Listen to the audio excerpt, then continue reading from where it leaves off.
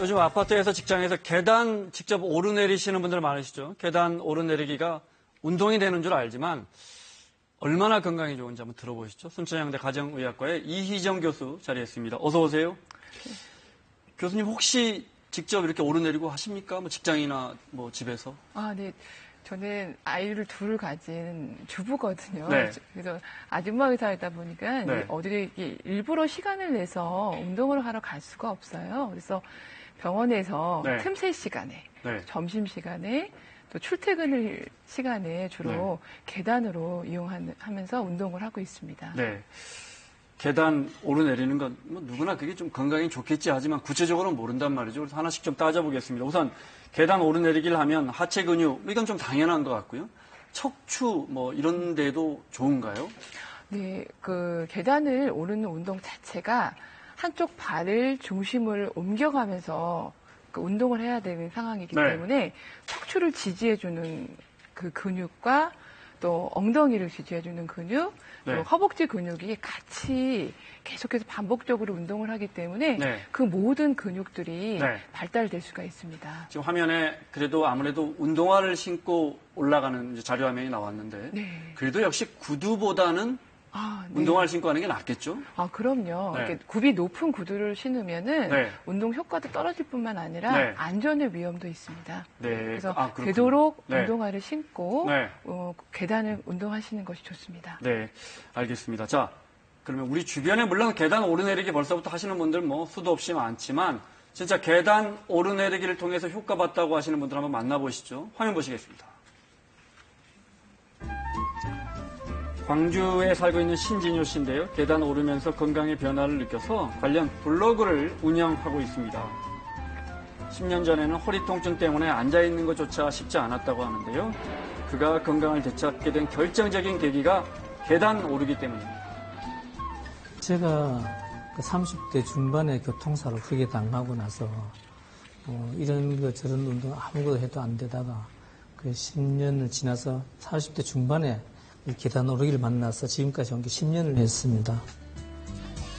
유치원에서 운전기사 일을 하고 있는 홍순각 씨인데요. 지금은 건강한 체형을 유지하고 있지만 7년 전에 체중이 100kg이 넘어서 지금 저렇게 건강하신데 7년 전에 100kg이 넘어서 성인병을 안고 살았답니다. 하지만 계단을 오르고 시작하면서 크게 달라졌다. 엘리베이터 고장은 어떻게 2층인데 그럼 몇 번을 쉬어서 올라갔죠? 그렇구나, 여기구나. 내가 이걸 극복을 하면은 만사 모든 건 내 다 자신감을 갖겠구나. 뭐 저렇게 믿으시니까 더 효과가 있을 수도 있을 것 같아요. 계단 오르기로 정말 이제 크게 좋아지신 분들 사례를 봤는데 앞서 이제 척추도 좋아진다 이렇게 말씀하셨지만 심폐기능 향상에도 큰 도움이 됩니까? 네, 계단을 이제 반복해서 올라가다 보면은 많은 양의 산소가 평상시보다 필요하게 됩니다. 그렇게 되면 호흡도 깊고 빨라지게 되고요. 심장 박동수도 빨라지게 됩니다. 그런 식으로 장시간 반복이 되다 보면 심장과 폐가 튼튼해지게 될 수 있습니다. 그리고 호흡을 하는 데 있어서는 근육의 힘도 굉장히 중요하거든요. 그래서 호흡근도 훨씬 더 튼튼해지게 되면서 전반적인 심폐기능이 향상될 수 있습니다. 제가 근무하는 사무실도 9층이란 말이죠. 상당수 동료들이 또 시간이 되면 특히 뭐 점심 식사하고 와서 이렇게 걸어서 올라오시는 분들이 있는데 그럼 한 6층, 7층쯤에서 숨이 차오르잖아요. 그렇죠. 뭐 건강한 운동이 되고 있는 거죠? 그럼요. 한 5, 6층 갔을 때 숨 차신 분들은 건강하신 분들이에요. 근데 좀 약간 약하신 분들이나 연세 있으신 분들은 한 1층 정도 올라가서 2층 올라가기가 힘들죠. 그러니까 뭐 자연스럽게 숨차 오를 때까지 계단 이렇게 오르내리고 하는 건 뭐 자연스러운 거군요. 숨이 찰 때는 잠깐 쉬셔서 하거나 속도를 늦추시면서 하시면 돼요. 그러면 그 화면에 그 어르신 같은 경우에는 굉장히 빠른 속도로 계단을 가도 숨이 안 차시거든요. 단련될 수 있습니다. 매일매일 하시니까요. 그렇죠. 또 계단 오르기에 뭐 여러 장점들 살펴보고 있습니다. 당뇨병이나 고혈압 같은 대사 증후군에도 도움이 된다. 이건 어떤 뜻입니까? 네. 계단 운동을 한 5분 이상 지속이 되게 되면은 에너지를 쓰는데 네. 지방을 쓰게 됩니다. 네. 특히 우리 몸에 안 좋은 지방이 내장 지방인데요. 네. 그 내장 지방을 감소시켜주게 돼요. 네. 그러면서 내장 지방으로 인해서 비롯되는 혈당, 콜레스테롤, 중성 지방들이 네. 다 감소되게 됩니다. 그것들이 좋아지게 되면 동맥경화도, 혈관이 딱딱해지는 동맥경화가 호전이 되면서 네. 혈압도 떨어지게 될 수 있으세요. 네. 중요한 게 이제 내장 지방을 없애는 건데. 그렇죠. 네. 그래서 저희가 이제 그 실험을 했던 어떤 그 사례들을 보면은 네. 대부분이 다 3개월간의 짧은 운동만으로도 복부 둘레들이 다 감소하셨거든요. 네.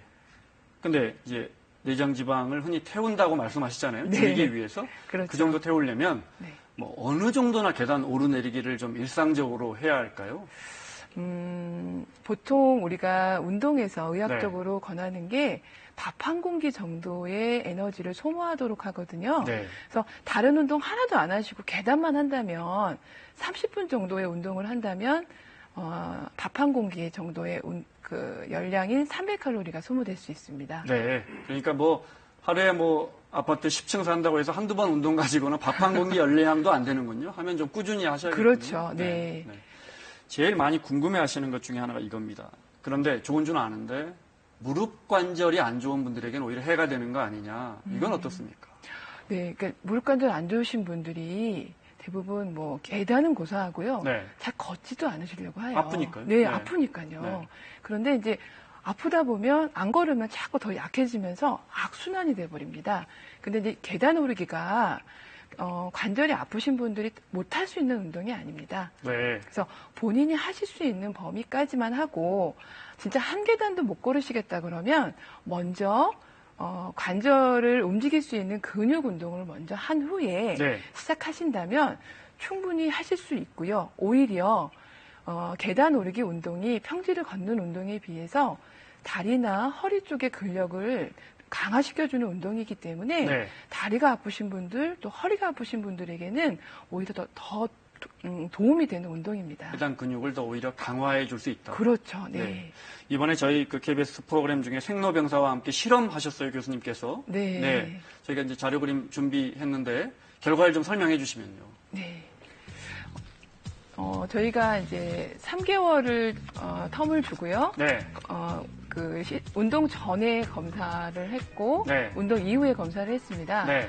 빨간색 그 막대가 이제 운동 전에 결과고요. 네. 파란색이 이제 운동 후에 검사입니다. 네. 운동 전에 비해서 그 하체의 근력이 운동 후에 대부분이 눈에 띄게 좋아졌어요. 예, 눈에 띄게 일부의 분들은 하체 근력입니다. 예, 네. 거의 2배가 가까이 증가되신 분들도 네. 있으십니다. 이거는 이제 중성 지방이라고 해서 이제 피 안에 네. 기름 성분입니다. 네. 기름 성분인 중성 지방이 대부분이 전보다 후가 다 하강을 했고요. 네. 특히 이제 한 분의 경우에는 네, 크게 약간의 줄었네요. 그 식생활까지 바꿨기 때문에 네. 굉장히 많이 감소를 됐고요. 네. 복부둘레도 대부분 다 감소되어 걸로 나타났습니다. 네. 그리고 이제 이거는 동맥경화도라고 해서 네. 혈관이 얼마나 딱딱한가 보는 검사인데 네. 대부분 운동 이후에 혈관이 네. 다 이렇게 동맥경화도가 호전되어서 혈관 나이가 한 5살 정도 평균적으로 네. 젊어진 걸로 나왔습니다. 이분들은 어떤 조건에서 예를 들어 그러니까 몇 달이나 실험에 참여하신 건가요? 딱 3개월밖에 안 하셨어요. 하루에 어느 정도나 하신 거예요? 그러니까 이제 정도의 차이는 있으셨는데요. 확실히 이제 많이 하신 분들의 경우에는 조금 더 많이 좋아지셨고요. 네. 일부의 분들은 그냥 일상생활에서 더 하지는 않으시고 네. 뭐 출퇴근이라든지 장 볼 때라든지 네. 이렇게 일상생활에서만 하신 분들도 있으셨습니다. 그런데도 불구하고 석 달간 정말 신경 써서 네. 했더니 이렇게 유의미한 효과가 나오더라. 그렇죠. 네, 알겠습니다. 이 밖에 또 계단 오르기에 또 제가 직접 말씀드리지 못한 장점들 어떤 게 있을까, 효과들? 그러니까 이제 뇌에도 뇌 네. 기능 개선에도 이렇게 효과가 있다는 논문이 있습니다. 네. 그래서 계단 오르기를 비롯한 신체 활동을 늘리는 그런 운동들을 했을 때 네. 뇌 쪽으로 혈액 공급이 원활하게 되면서 네. 뇌 기능이 이전보다 훨씬 더 향상된 것들이 네. 증명이 되었습니다. 우리가 기본적으로 운동을 하면 교수님 그것이 뇌 기능에도 긍정적인 효과를 줍니까? 그게 과학적으로 입증이 됩니까? 네, 그렇죠. 심장이 튼튼해지면서 네. 뇌 쪽으로 훨씬 더 많은 혈액량이 가게 되고요. 네. 동맥경화가 좋아지니까 혈액순환이 원활해지면서 네. 뇌 쪽에 신선한 피가 공급이 되기 때문에 네. 뇌세포의 퇴화가 훨씬 더 늦어질 수 있고요. 네. 그러니까 이제 이미 나빠진 부분들에도 네. 훨씬 더 호전이 될 수가 있습니다. 그렇군요. 네. 네.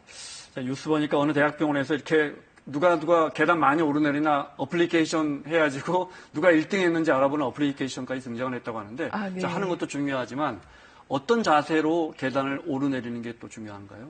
네, 일단 허리를 네. 꼿꼿이 피는 게 중요하시고요. 다리를 이렇게 팔자가 아니라 11자로 이렇게 곧게 네. 서서 걷되 약간의 그 몸의 중심을 네. 앞쪽으로 두시면서 걷는 게 좋고요. 앞쪽으로요? 네, 그렇지만 이제 그 몸의 균형이 안 맞으시는 노인분들의 경우에는 네. 전체적으로 발이 계단에 다 들어오게 온전히 걸으시는 것이 좋습니다. 네. 그리고 무릎이 약간 약하신 분들이나 관절염 있으신 분들의 경우에는 네. 오르기 운동만 하시고요. 네. 내려갈 때는 반드시 엘리베이터를 이용하시는 것이 필요하시겠습니다. 알겠습니다. 네. 무릎이 조금 들으셨죠? 무릎이 조금 안 좋으신 분들은 운동을 하셔도 가급적 올라가는 게 좋군요. 내려가는 것보다. 내려갈 때 훨씬 관절에 네. 관절 사이에 우리가 그 연골이 있는데요. 네. 연골의 충격이 훨씬 더 많습니다. 네. 아무래도 올라갈 때는 또 이렇게 폐나 이런 데 운동량이 더 많아질 거군요. 그렇죠. 네. 네. 알겠습니다. 오늘 자세한 설명 고맙습니다. 네, 수고하셨습니다.